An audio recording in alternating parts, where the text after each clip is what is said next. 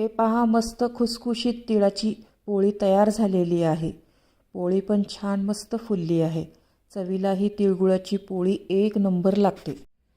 नमस्कार, मी कविता, कविताच टेस्टी फूडमध्ये सर्व खवय्यांचे पुन्हा एकदा स्वागत करते। प्रत्येक मराठी घरामध्ये संक्रांतीला केल्या जाणारी खुसखुशीत तिळगुळाची पोळी कशी करायची ते आज आपण पाहणार आहोत।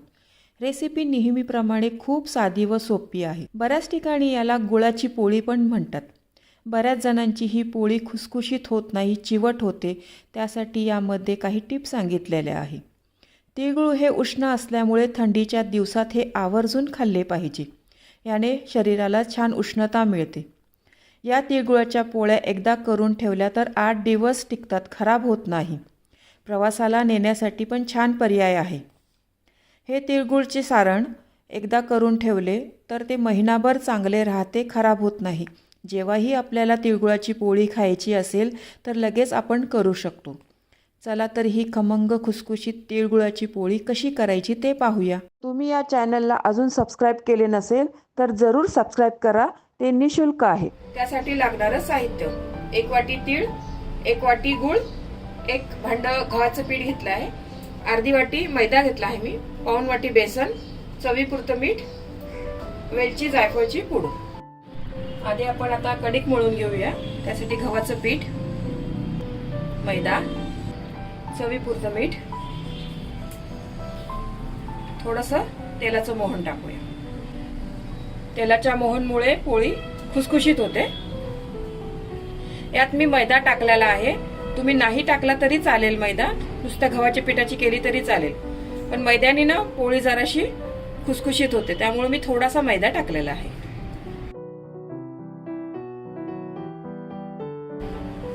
थोडं थोडं पाणी टाकून आपण आता ही कणिक मळूया।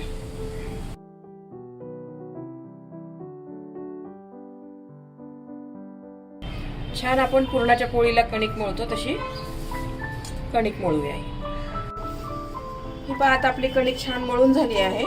ही अशी कणिक मळून घ्यायची। तिला आपण तेलाचा हात लावूया।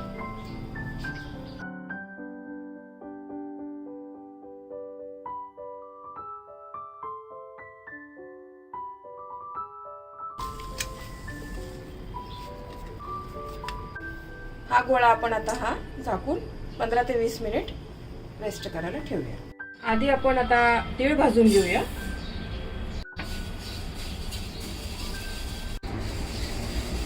तीळ आपण छान आता खरपूस भाजून घेऊया। तीळ मी इथं पॉलिशची तीळ नाही घेतलेली आहे, साधी नॉर्मल तीळ घेतलेली आहे। पॉलिशच्या तिळापेक्षा ही तीळ चवीला चांगली लागते। हे पहा, आपले आता तीळ छान भाजत आले आहे। तिळाचा असा चटचट आवाज आला तर समजायचं आपले तीळ छान भाजले आहे। हे बघा, तीळ छान आता आपले भाजले आहे व्यवस्थित। याच कढईमध्ये आता आपण 1-2 चमचे साजूक तूप टाकून बेसन छान भाजून घेऊया।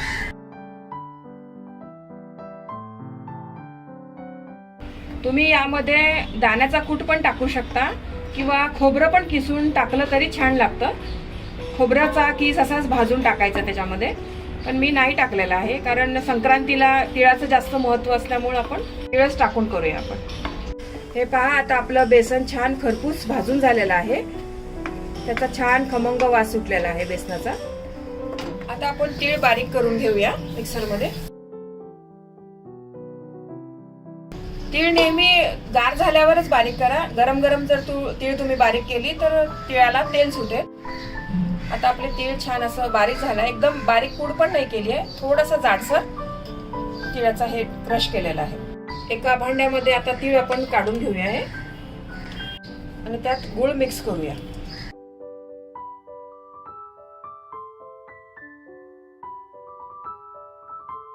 मध्ये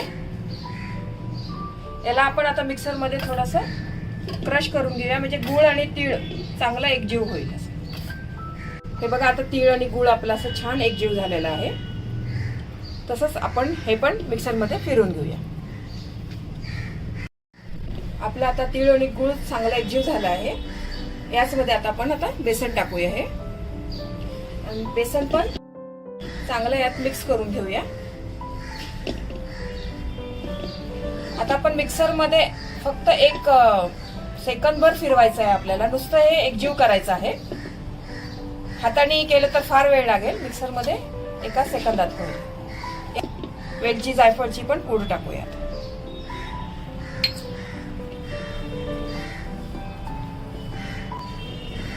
हे सारण आता फक्त एक सेकंदभर मिक्सरमध्ये परत फिरूया. हे पहा, आता आपलं तीळ, गुळ, बेसन, वेलची, जायफळ पूड एक छान एका सारण तयार झालेलं आहे. तवा गरम करायला ठेवला आहे. आपण आता पोळी करूया. तुम्हाला पोळी ज्या साईजची पाहिजे असेल, छोटी मोठी, त्या साईजची तुम्ही घेऊ शकता.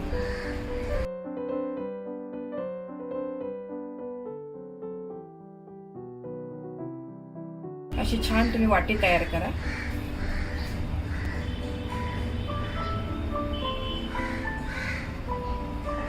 त्यामध्ये मावेल इतकं भरपूर छान तिळाचं त्याचं सारण भरा.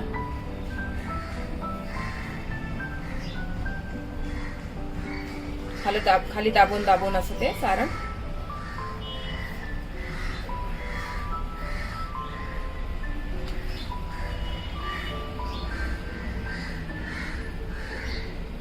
वरचं थोडं जास्तीचं पीठ असेल तर ते बाजूला काढून टाका.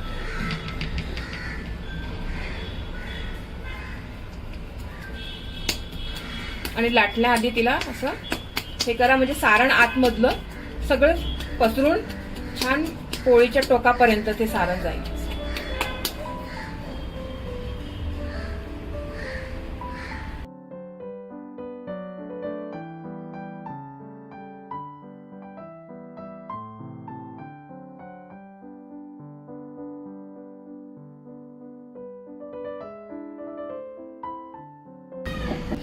पोळी लाटताना ना हलक्या हाताने पोळी लाटायची, प्रेशर देऊन लाटायची नाही. हे पहा, आपली पोळी छान लाटून झाली आहे. सारण पण अगदी शेवटपर्यंत पोळीच्या गेलेलं आहे.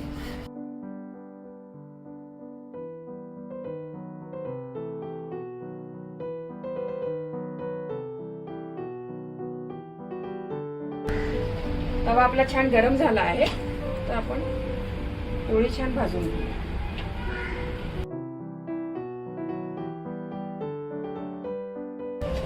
एका साईडची पोळी छान आपली भाजली आहे. दुसऱ्या साईडनी पण भाजून घेऊया.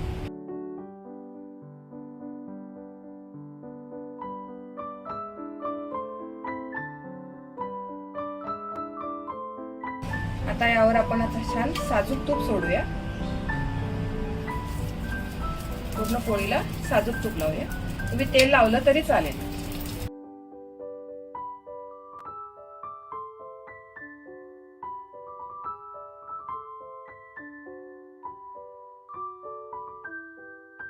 दोन्ही साईडला छान तूप लावून घेऊया.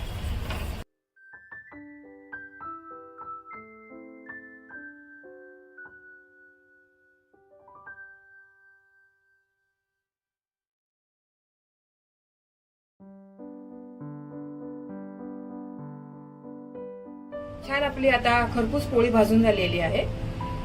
अशाच आपण बाकीच्या पण पोळ्या तयार करूया.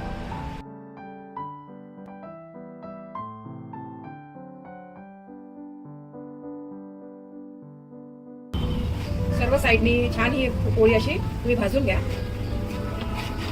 बघा, छान खरपूस भाजून तयार झाली आपली पोळी.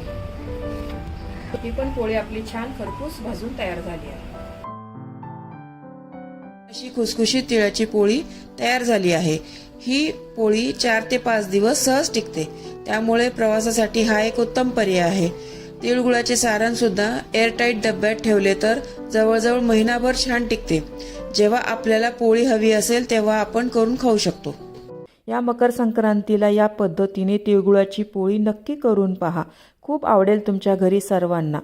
तुम्हा सर्वांना मकर संक्रांतीच्या हार्दिक शुभेच्छा. तिळगुळ घ्या आणि गोड गोड बोला.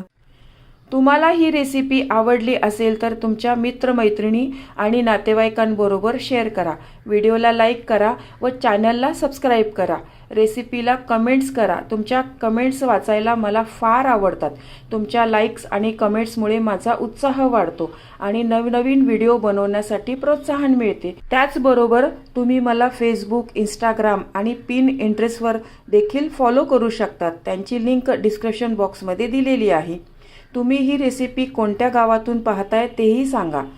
तर पुन्हा भेटूया एका नवीन रेसिपीसह. तोपर्यंत मस्त खा, काळजी घ्या. धन्यवाद.